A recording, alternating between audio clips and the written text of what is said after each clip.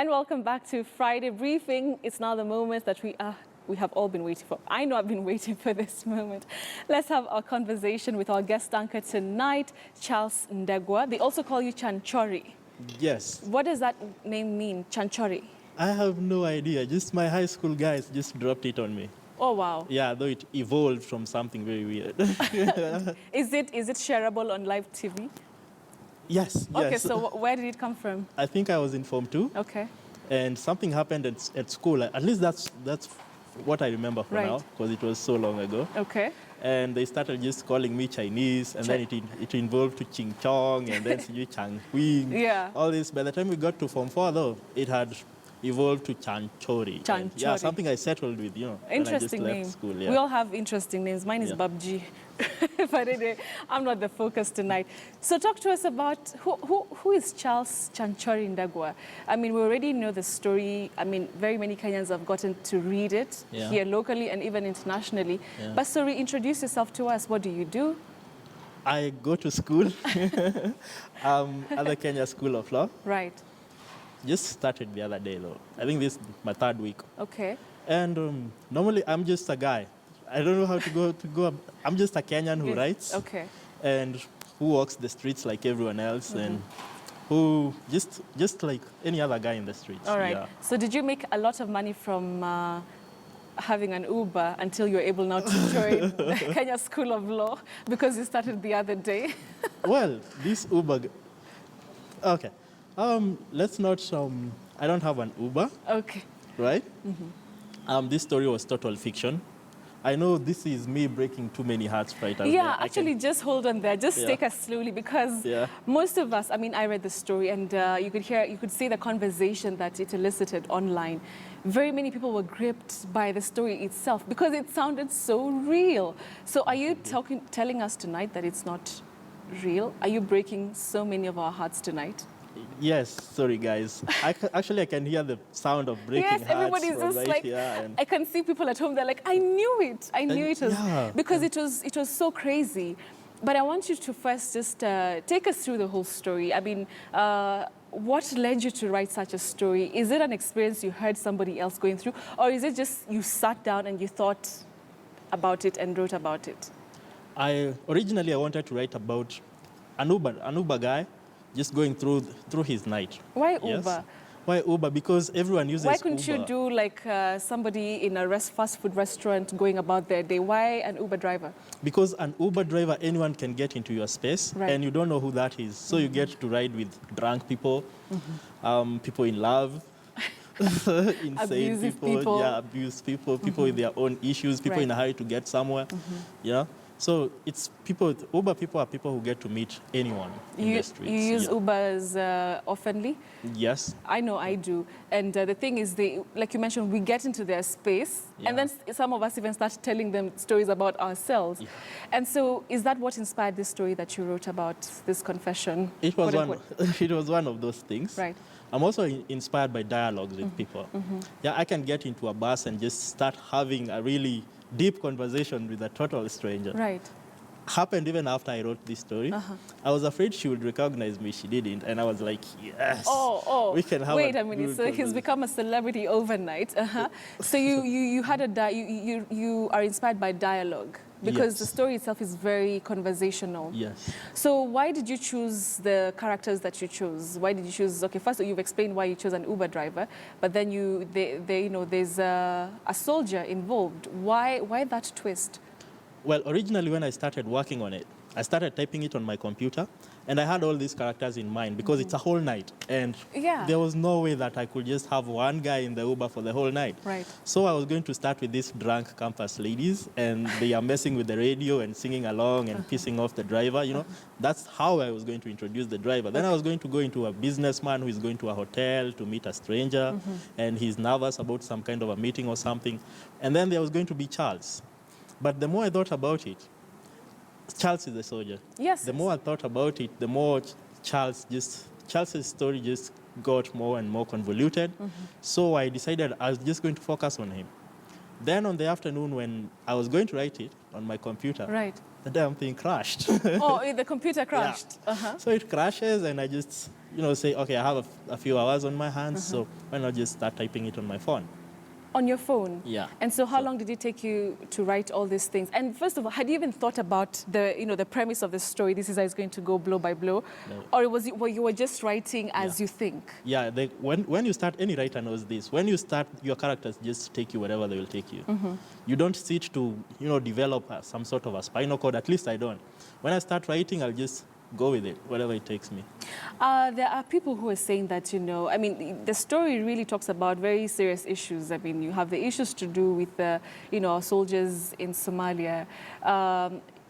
Do you think you gave a true account of how things are, or was it just your mind going wild? That was just my mind going nuts. Okay. Yeah, I just went out there and just came out with the most insane thing I could think about. Because the other thing is that it also talks about relationships. Yes, Charles is, talking about a long-lost love. I mean, you have so many issues coming together. Yeah. How are you able to make them flow? Because the whole story really flows up until, is it 5 a.m.? Yes. So that's the beauty of dialogue. When we can start a normal conversation about a sticker on a wall, and next thing we are talking about is Syria or something. Right. Right? You never know where a conversation will take you. Yeah, so you just let yourself go, and if there's some sort of a chemistry, it really depended on the chemistry between the two main characters. All right. Yes, so we got to examine the issues of romance, a little bit of philosophy here and there, what is life, all those things. Yeah. Does it say some of the things that you are going through as a person, Charles? Because it was talking about life, living life to the... I mean, it had very, very interesting, issues that people deal with on a day-to-day. Can you say that also your writing sort of like reflects you as a human being and what you go through on a daily basis? A bit, yes. A bit. Yes, because I like to do things outside the confines of what the society wants. Okay. Right? I could share a small story. Like in December, I went to Malindi and we went on a boat ride. And I can't swim. Alone? No, me and a bunch of friends. Okay. Someone paid for the boat ride way into the ocean, right? And I decided, I can't swim, but the ocean was just calling to me. I needed to get into that water. Wait, is this a real story or is this fiction? No. I have to be very clear. This is real. So, and the ocean was just beckoning at me, you have to get in here. So I just wore the life jacket and the guys were like, you can't swim, no, don't do this. Right. And I just got right in there. And you got right in there. Yeah, and just my life was dependent on this life right. jacket. If something unstrapped back there, I was going to... How was the experience? Lovely. Lovely. Okay, at first I was scared, but then the guard, the person who took us in there... Yeah, the lifeguard. Yeah, he kept telling me, don't freak out. Don't freak out. Whatever happens, don't freak out. Whatever happens, happens. Yeah, whatever happens. You only live once, I guess. I know, yeah. That was also something in the story. All right, so now at least we've gotten the reason why you wrote this story. Talk to us about the reaction after. Did you expect, because you are a writer and you've written quite a number of articles before, but this one was different. Why do you first of all think it was very different? Why did it grip so many Kenyans? Okay. I think people felt challenged. People felt like they were not living enough. People felt like they could do something beyond what they were currently doing. And yeah, I think that resonated with so many people. Yeah, actually even more than the soldiers part of it. Yeah. Do you also think that, I mean, for any story, it was too dramatic and it was so juicy because all of us love a dramatic story. Do you think that Kenyans also just loved it because it was a chaotic scenario? Totally.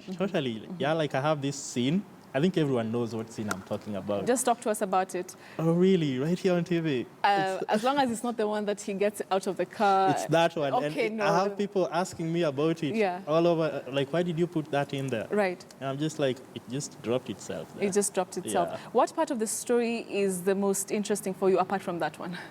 Kirinyaga Road. Okay. You see where the guys just get out of the car and just have and you're pizza eating pizza. Yeah.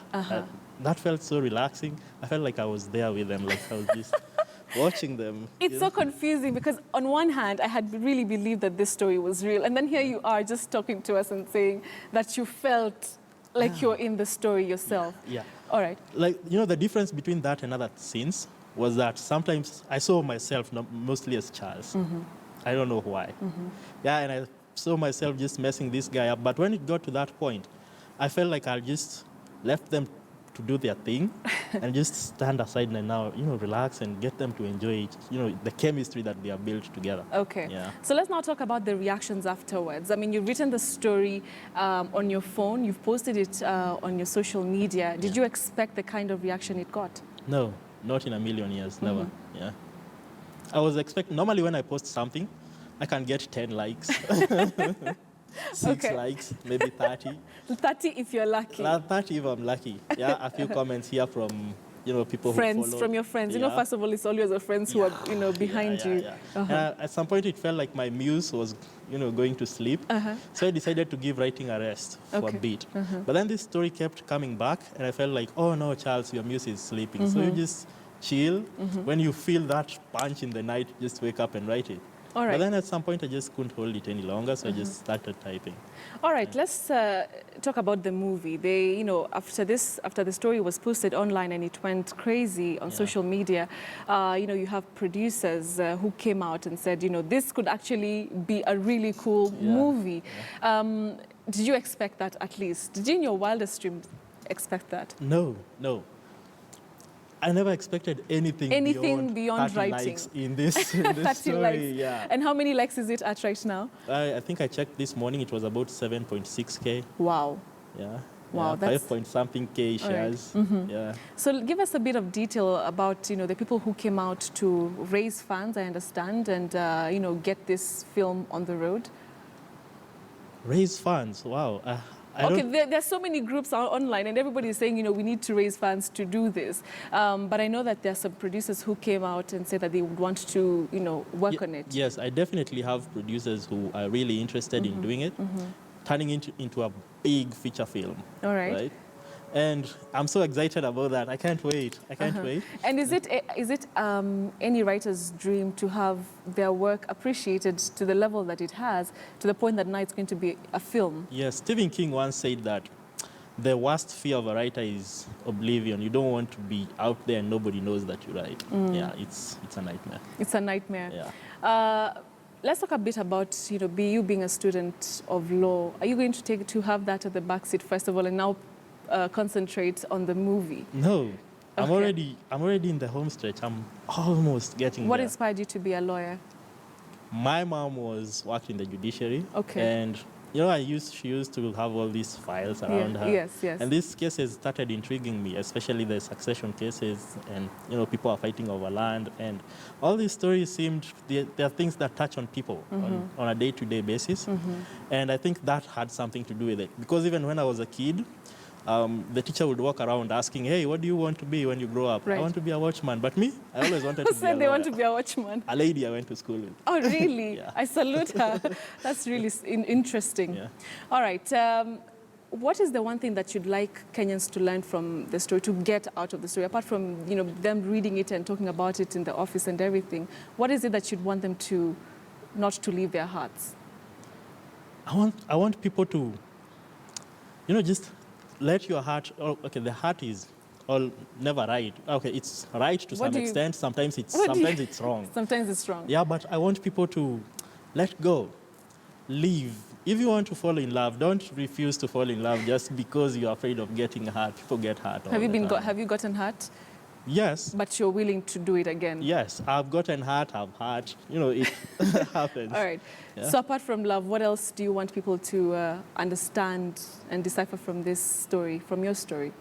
The decision you make, I want you to ask yourself, why are you making that decision? Why are you taking that job? Why are you applying for that?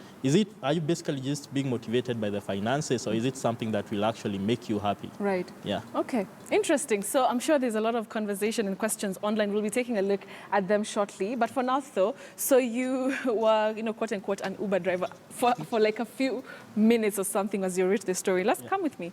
Let's see if you can be able to hack reading the news. Do you think you'll be able to do it? Yes, definitely. You are a writer. Yes. And of course, you have to read. I like a good challenge. Most of the time. Or you like a good challenge? Yeah. Okay, so let's see how you work this challenge out, okay? So what I'm trying to prepare for you here is this is a backup. It's an electronic backup.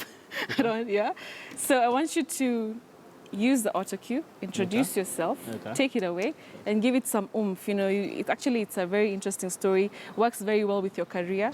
So take it away and start by introducing yourself. Good evening. My name is Charles Ndegwa from KTN for tonight, for now, right this moment. And I'll be taking you through this interesting case where the Court of Appeal in Mombasa has upheld a 7-year sentence handed to two police officers accused of murdering a 14-year-old Kwekwe Mwandaza in Kwale County 3 years ago. Judge Asike Mahandia dismissed their appeal, saying the murder of the girl was unlawful.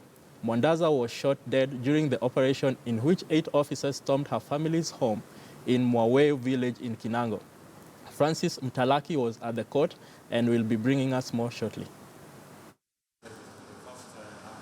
Inspector Veronica Gitahi and Police Constable Issa Mzee will continue serving their jail term after Court of Appeal judges Justice Martha Koome, Justice William Oko, and Justice Kathumira Minoti say the officers used lethal force on the late Kwekwe Mwandaza tragic day. We do not see any basis for interfering with the sentence. In the result, the appellant's appeal fails and is hereby dismissed. As regards the cross-appeal, the state had no right of appeal in the circumstances of this case. According, the same is hereby struck out and is so ordered. Justice Mahandia, who was delivering the judgment on their behalf, dismissed the appellant's claims that he had a male voice threatening to kill someone while sharpening a panga on the wall.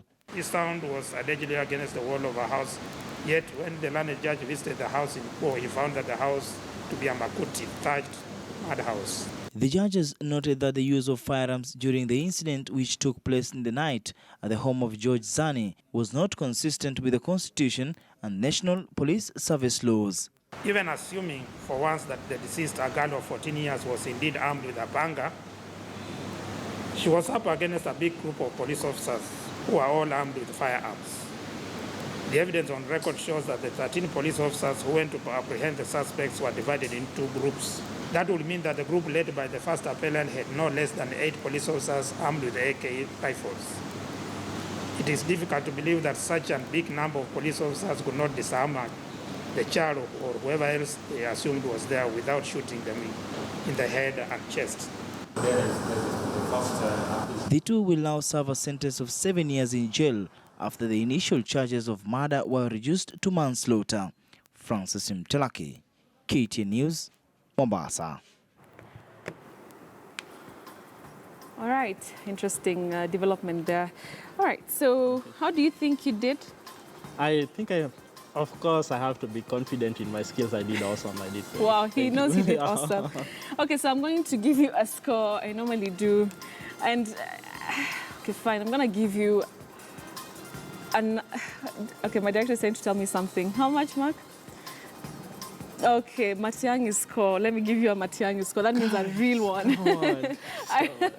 All right, so my STOs in studio say that, a 9 out of 10.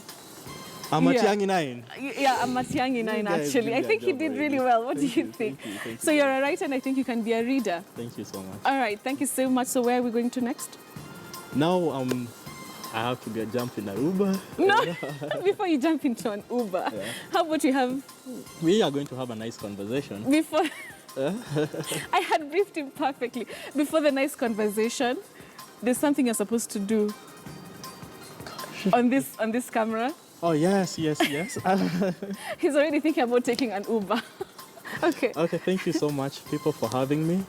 And don't say goodbye. No, I'm not saying goodbye. I'm just showing my appreciation to everyone. Okay, there you go. Yeah, for having me, and this is life-changing. At least I can say, for once, I've been on TV, on news, and yeah. What do you know? Yeah. Okay. These things can happen to everyone. You just have to keep trying.